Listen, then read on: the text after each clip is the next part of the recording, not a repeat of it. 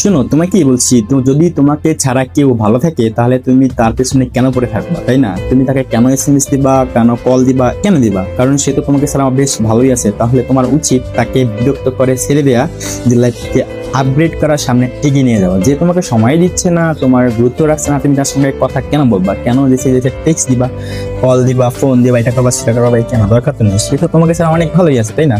তো তুমি থাকতে পারবে না কেন? সো নিজের মাঝে জেদটা নিয়ে আসো। যদি সে থাকতে পারে তাহলে আমিও পারবো।